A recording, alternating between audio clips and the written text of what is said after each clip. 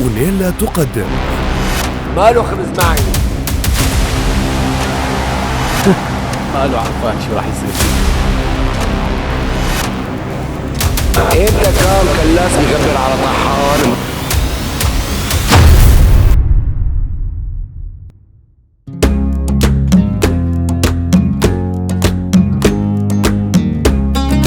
غاستروليغا دوري المطاعم رح يبدأ اليوم مشواره الطويل.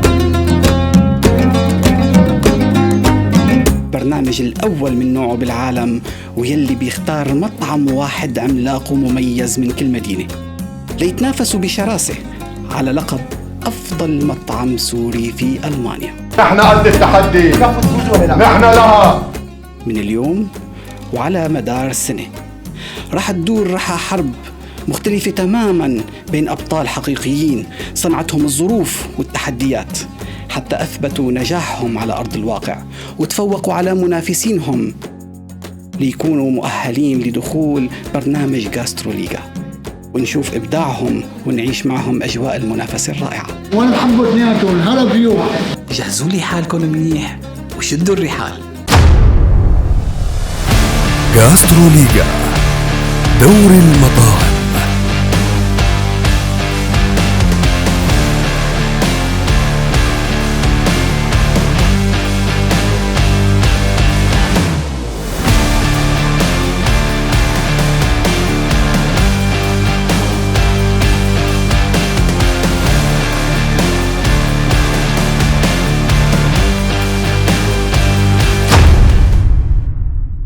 هذا البرنامج يأتيكم برعاية منتجات محمود.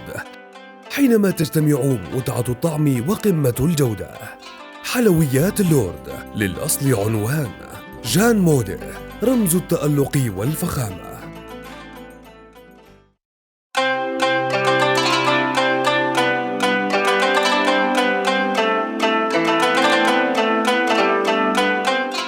الموسم الحالي رح تدور أحداثه بأهم المدن في مقاطعة فيستفاليا لنشوف مين بالنهاية رح يفوز بمقعد تمثيل غرب ألمانيا في البطولة الكبرى.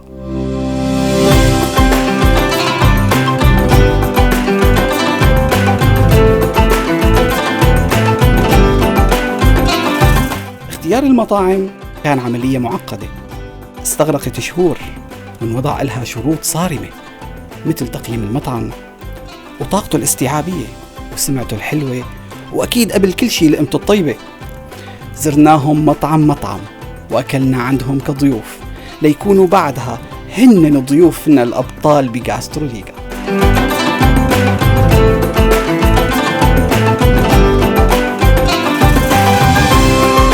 صحيح كنا على بعضنا ضيوف خفيفين الظل بس ما أظن كان الشعور متبادل بين أصحاب المطاعم لأنهم ببساطة رح يتحدوا بعض كل مرة بأرض الخصم وهن كلهم إصرار وتحدي لألحاق الهزيمة بالطرف المنافس. مطاعمنا الأبطال يلي رح ترافقنا هذا الموسم هن مطعم بيت العز، مطعم دبي،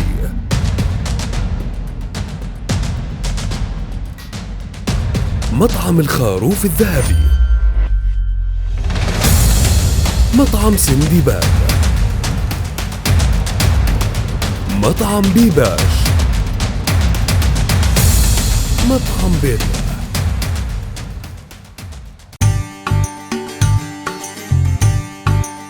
اليوم هي حلقتنا الأولى والمقبلات السورية رح تكون فاتحة الصفرة وبداية المنافسة. الحمص، البابا غنوج، المحمرة، أكلات معروفة ومشهورة ببلاد الشام ككل. واليوم رح تبدأ المباريات وكل مطعم متحمس وبنفس الوقت متوتر لأنه رح تكون التجربة الأولى وما حدا بيعرف شو التكتيكات يلي رح يستخدمها المنافس ليقضي عليه وأكيد رح يتعلموا منها الكثير. الجولة الأولى.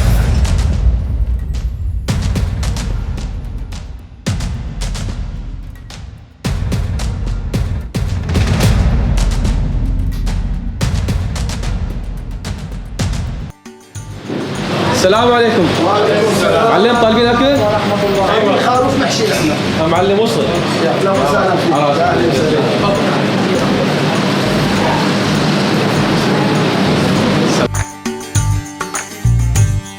يا مرحبا. على راسك على تسلم. أهلا وسهلا.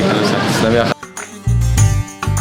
بعد ما كل مطعم حضر طبقه المميز بنوصل لفقرة التحكيم، ويلي لازم نعرفه ببرنامج الجاستروليغا إنك أنت نفسك ممكن تكون الحكم، لأن رح نختار من ضيوف المطعم المستضيف أحد سعيدين الحظ يلي رح يستمتع بالوجبتين ويختار الطبق الأطيب من وجهة نظره ليربح المطعم الفائز أول نقطة. First of all, hi. Hi. What's your name? My name is Pia. Pia. Yeah. Nice to meet you, Pia. Nice to meet you too. You have here 2 dishes, and you should tell me which one is the best one. Okay. Please Okay. try it and take your time. No, it's good. It's good, It's yeah, actually pretty good. Yeah.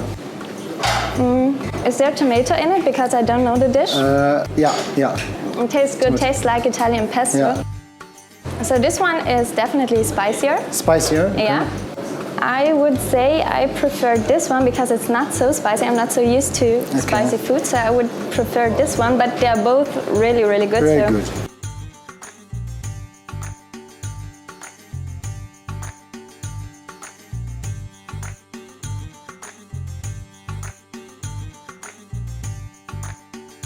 Yeah. I would say I prefer this one because I taste the lemonade or the lemon more. Lemon. Yeah, I really like this. But I also like this, but I would say I prefer this one, actually. So it's about the last one now. Yeah. Yeah. Okay. Okay.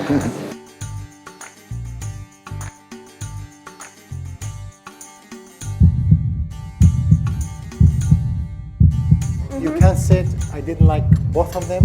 Yeah. I like both of them, or you can say I like one of them. Okay.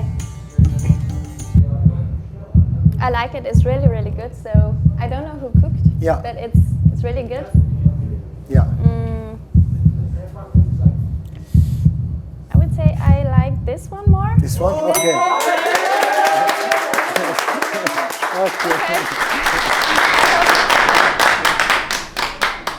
والله يخليكي سنة كاملة تاكلي من عندنا متبل ومسبحة كل يوم. Okay, what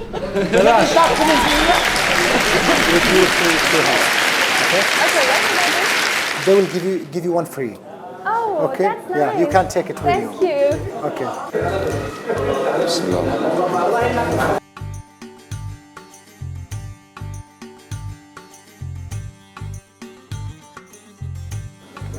بالنسبة للمحمرة هاي أول شغلة أطيب، هي طيبة تمام، بس هي أطيب. ليش؟ الطعم يختلف والبهار أطيب وفيها يعني هيك حدة شوي. حدة شوي، هذه إيه. مش حدة؟ حد بس شيء بسيط. اوكي. ايه وبصراحة يعني المحمرة ما تاكل إلا حدة. يا حدة، صح.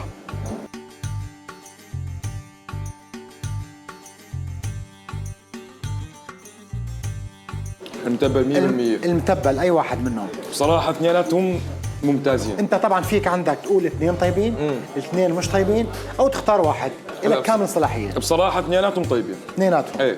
يعني الاثنين نفس الشيء. اثنين نفس الشيء. تمام، أوكي.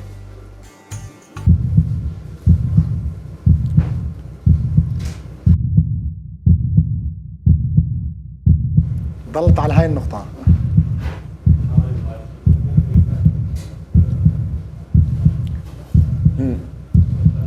هذا أطيب. هذه أطيب. هذا أطيب. الله حيو. يعطيك العافية حبيبي. الله يسعدك. أبو خليل.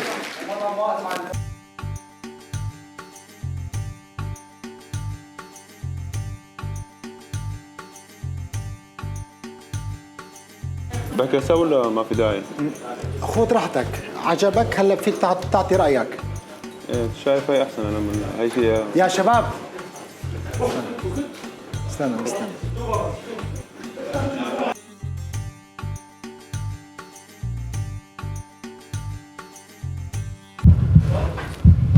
هاي الحمص أطيب من هذا. أي واحد عجبك أكثر شيء؟ الحمص. هذا؟ ايه. هذا عجبك أكثر شيء؟ تمام. يا حبيبي. تعرف راح من عندك خروف العجل والله هذا انا من جمهور هذا الطريق لو انه فريق مطعم الذهبي العجل خروف الذهبي انا بفريق خروف الذهبي. انا عندي يا غالي هالشاب وانه خسر، لو انه فاز هو بضل هو واثنيناتهم المطاعم اثنيناتهم بيحبوا بعض ان شاء الله ودائما متفقين. صفقه كبيره للجماعه اثنيناتهم سوا.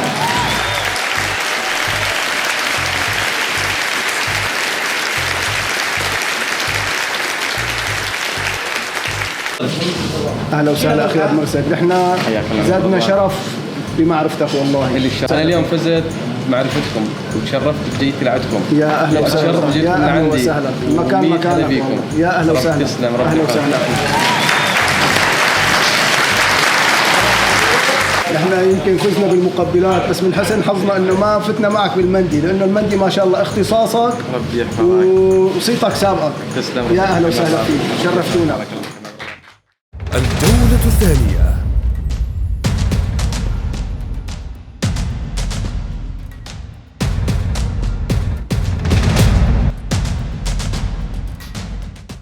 أوبس، أبو علي اتصل وخبرنا إنه السيارة معطلة.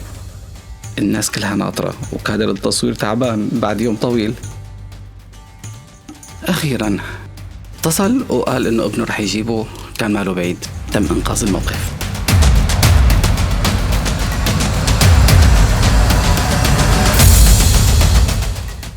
جمال تكريتي، مدير أكاديمية أمن ومستشار قانوني.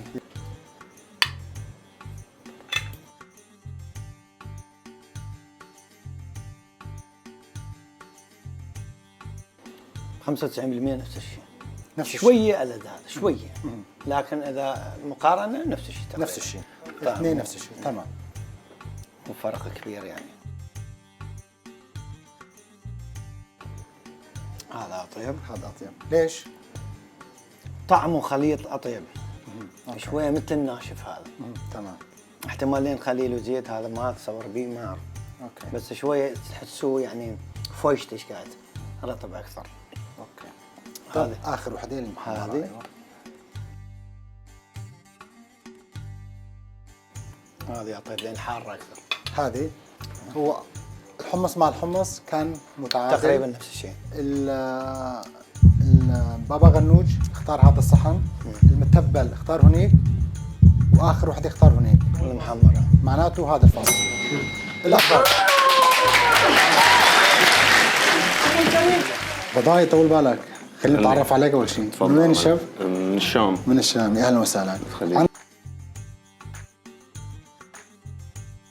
والحمص تبع هذا الصحن افضل يعني. تبع هذا الصحن طعمته اطيب. تمام، اوكي.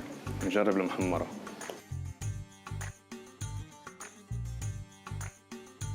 كمان المحمرة افضل هون. اوكي تمام. نجرب البابا غنوش. بسم الله.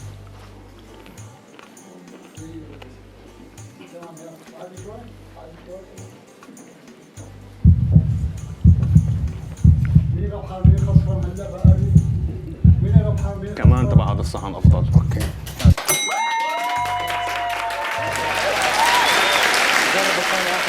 المتبل.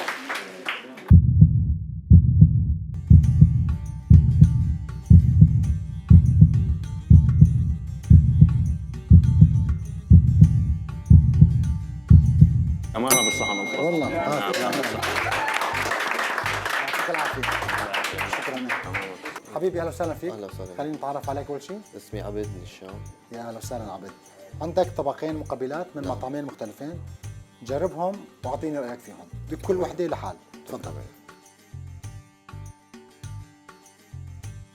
بس في طحينية اكثر. هاي؟ نعم. اوكي تمام. دوق المتبلات يا سلام، شيء بشهي.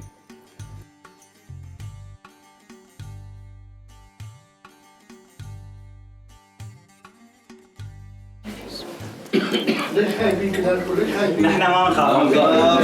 نحن تحدي. انا شو بدي بالي؟ من شو بدي يكسر راس مين يوم؟ هلا شوف العالم هذا الطبق. اي واحد؟ متبل. والله يعني عجبك هذا المتبل؟ ايه طبعا. طيب عندك المحمرة؟ المحمرة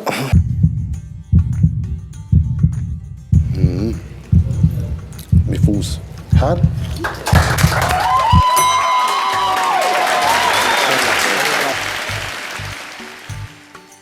من اليوم وبكل حلقة رح ندخل لعالم واحد من مطاعمنا الأبطال ونتعرف عليه عن قرب لنعرف أكثر عن قصة نجاحه المميزة.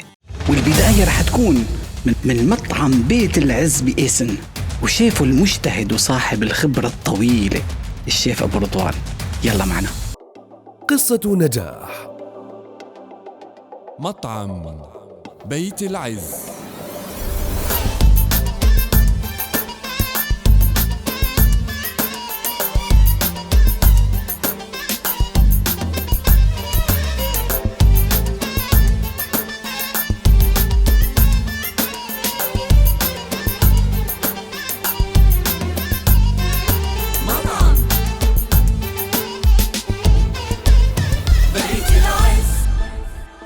أنا اليوم أمام خبرة عمرها أكثر من 55 سنة، صراحة كثير فخورين بوجوده معنا ببرنامج جاستروليغا. أهلا وسهلا فيك حجي أبو رضوان. يا أهلا وسهلا فيكم. الله يحفظك. أول شيء خلينا نتعرف عليك وعلى بيت العز والوالد اللي هو المؤسس الأول بدمشق.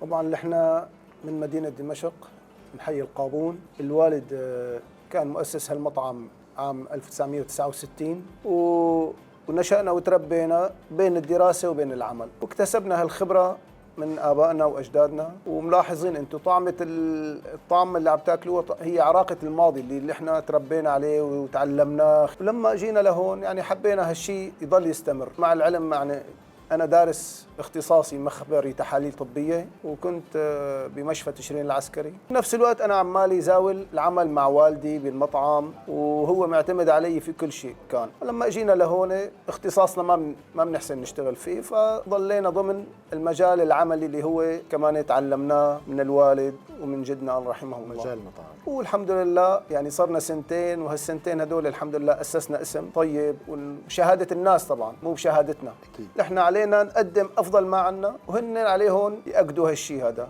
حلو. شو أكثر شيء بيميزكم أبو رضوان عن المطاعم الثانية الموجودة بالمنطقة؟ هلا اللي بيميزنا إنه نحن يعني الحمد لله 4 أخوات عم نشتغل سوا إيد واحدة.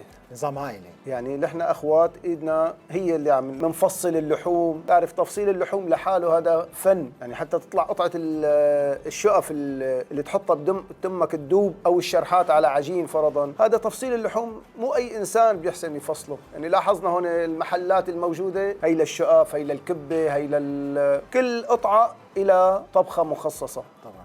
فهذا الشيء نحن الأخوة الأربعة اللي عم نشتغل كل واحد فينا مخصص بشغلة. هذا اللي على الشاورما، هذا اللي على المشاوي، هذا اللي على المازايات، هذا بيقعد هو بيفصل من اللحوم. فهذا الشيء الحمد لله هو اللي مفوقنا. شو هي الأطباق المحبوبة بمطعم أبو العز؟ هلا أنا ما بخفي عليك، أنا هون المطاعم اغلب المطاعم الموجوده تلاقيها شاورما، كريسبي، بروستد، يعني مثلا. بس نحن خبرتنا باللحوم ضفنا المشاوي، قسم المشاوي، وهو انا اللي شايفه انجح قسم يعني عنا الحمد لله. الناس رغبانه لانه هو هذا كان مميز للاتراك بهالبلاد هي. انا بالبدايه لما اجيت لهون طبعا اشتغلت بعده مطاعم، حتى مش اول مطعم، هذا ثالث مطعم. انا اسست مطعم بيت جدي، مطعم القلعه. في اخطاء مثلا بالتصميم بالامور هي، فانا هون بهذا المشروع اللي كان هو ثمره نجاحي لأعتبرها انه انا هون صممت المطعم بشيء هو يريحني في اثناء العمل، وحتى يريح الزباين. مثلا الحمد لله ما بتلاقي عندنا ريحه زيت كالمطاعم الثانيه. مزبوط. حتى التصميم يعني انا مصممه على حسب يعني مزاجي إلي. انت مصمم جامع كامل؟ كله تصميم من المطبخ للتوزيع لحتى الصالات. كانت صالة حديثة، صالة مثلا دمشقية. هلا انت لما بتعمل بمكان مثلا وبتحبه بتصير تعطيه لمسات روحية أكثر ما انك انت مثلا قد تكون مهندس ديكور بس ما يطلع. ليش؟ لانك انت عايش بالمكان، تعرف كل قطعة شو بدها، كل مكان شو بيناسبه. فهذا الشيء نحن اللي طاغي عنا الشيء الروحي له أكثر ما يعني مهني، او احنا ما دارسين لا ديكور ولا شيء، بس لانه عايشين فيه روحا وجسدا يعني، فعم نعطي الطابع اللي نحن عايشين فيه. هلا مدينه إيسن مدينه كثير كبيره وفيها جاليه عربيه كثيره وفي كثير مطاعم قويه، كيف قدرت تتغلب على كل هالمطاعم وتكون انت النمبر 1؟ والله الحمد لله، هي بجهد وتعب. أنا لما هلا تقريبا صرنا باليوم تقريبا يعني يا سنتين إلا كم يوم، يوميا أنا من الساعة 8 صباحا إلى الساعة 10 مساء أنا موجود بمكان العمل. حتى يعني أول سنة تعبت كتير، فحكيت مع أبي قلت له إنه أنا عم بتعب كتير بس بهالمكان هذا، يعني شو؟ قال لي بما إنك عم تتعب فأنت في مسيرة النجاح، أنت عم تتعب بعد التعب في نجاح، ما في واحد بيدرس إلا ما بينجح، فأنت عم تتعب. قلت له عم بتعب، قال لي معناتها أنت في خط النجاح. فوت على جوجل، الحمد لله هلا تقييمنا صار تقريبا 4.6 خلال سنتين، انا بعتبره شيء جيد جدا. يعني انا كثير متحمس لهاي الحلقه، تعرف ليش؟ بدي اوصل رساله لجيل الاربعينات والخمسينات والستينات، ما في شيء اسمه راحت علينا، طالما عندك الاراده والقوه بدك تجيب وبدك توصل للقمه. واكبر خير مثال على ذلك مطعم بيت العز. والله شوف هلا انت خليتني بدني مثل ما يقولوا انه اشعر. ليش؟ لانه انت عم تحكي فعلا قصتي. يعني انا هذا المشروع اشتغلت مثل ما بقول لك، اول ما جيت عامل هون وهون واسست مطعمين 3، بس بالنهايه حطيت قدامي هدف. بحاكي الوالد انا ايام الوالد الله يا رب يبارك لنا بعمره، بقول له يا أبي مثلا كنا هيك وصرنا هيك، بقول لي يا ابني طلع لقدام لا تطلع لورا. إذا بدك تطلع لورا ولقدام بدك تتعسر وتعيق، أما خليك عم تنظر لقدام. الماضي مضى، ما بتحسن لا ترجعه ولا تعيده، فخلي هدفك قدامك وامشي لقدام. وفعلا هذا اللي سويته. بلشت بمبلغ بسيط جدا لا يذكر قدام التكاليف اللي مكلفها المطعم. فأنا بوصي كل إنسان ما ينظر بقى للخلف. نحن كنا بسوريا كذا وكذا، بس اسعوا في مناكبها، نحن علينا نسعى. يعني هلا نحن اللي مسرور بهالمطعم هذا الحمد لله في مساحه كافيه، بتيجي العائلات فبيجتمعوا هون على الطاوله ايام 20 شخص على طاوله واحده، بحس انا بسرورهم. بالمناسبه حجي ابو رضوان، ليش اخترت مدينه ايسن بالضبط لتفتح فيه المطعم؟ انا بالبدايه كنت ساكن بشتوتغارت، فطلب مني احد الاصدقاء انه نفتح مطعم. سبحان الله نزلت ببانهوف ايسن وتمشيت بالشتات تبعها، شعرت بانس انه مدينه ايسن شبهتها كمدينه كسوق الحميديه، فارتحت لها نفسيا. وبعدين فيما بعد عرفت انه هي فيها ضغط سكاني وفيها كل الجاليه العربيه اللي حوالي ايسن كلهم بيقصدوا مدينه ايسن. اكيد في ناس عم يتابعونا من خارج المانيا، فيك تحكي لهم شو يعني مدينه ايسن؟ مدينه ايسن هي يعني مدينه الاكل. حجي ابو رضوان كثير انبسطت اليوم بوجودك، اكتسبنا كثير من الخبرات اللي عندك، انبسطنا كثير بالاجواء الموجوده بالمطعم. احنا طبعا بوجودنا بهالبرنامج هذا طبعا تعرفنا على اصحاب المطاعم، تعرفنا على ناس طيبين كثير، على اشخاص جيدين نحن كنا محرومين من صحبته ومن رفقته، فبنتمنى دائما انه نضل على صله وتواصل معهم والتعاون لحتى نكون ايد واحده ان شاء الله تعالى. طبعا هلا احنا المسابقه اللي كانت مو مجرد هي اللي احنا ربح او فوز، كان فيها انه نحن حتى استفدنا من خبرات بعضنا البعض. في شيء عندي نقص مثلا ممكن استفيده انا من المطعم الثاني، حتى نكون كلاتنا في موكب النجاح. نشكركم جميعا على هالمقابله الحلوه، نتمنى لكم التوفيق إلنا ولكم. نحن بنتمنى لك التوفيق ان شاء الله ومن الافضل للافضل. اهلا وسهلا فيكم. اهلا وسهلا يا رب. ترتيب النتائج لهذا الأسبوع: مطعم بيت العز من إيسن، سندباد من كيلزنكرشن، بيباش من كريفيلد. كان اليوم رائع ومثير، وأهم شيء فيه إنه المنافسة بدأت والمطاعم كسرت حاجز التوتر. وصح في مطاعم تعثرت وفي مطاعم فازت، بس كان فوزهم بدون مبالغة بالفرح لأنهم فقط بالبداية والقادم بيخوف. والمنافسة الحقيقية رح تبدأ الأسبوع القادم. في أحداث مو متوقعة رح تصير، وفي ناس ما رح تنام الليل لتاخد بالدار. قبل عن جد نحن هاي المصلحة من 69 فيها، والجماعة اليوم جايين يلعبوا بأرض، ونحن قد التحدي. هذا البرنامج يأتيكم برعاية منتجات محمود. حينما تجتمع متعة الطعم وقمة الجودة. حلويات اللورد، للأصل عنوان. جان مودة، رمز التألق والفخامة. بيت التوابل، الدكتور سرجان، طبيب تجميل. باشا فود، لتوزيع الدجاج واللحوم. البركة، لتجارة الخضار والفواكه. سوفا ستيل برلين، فنر للسياحة والسفر.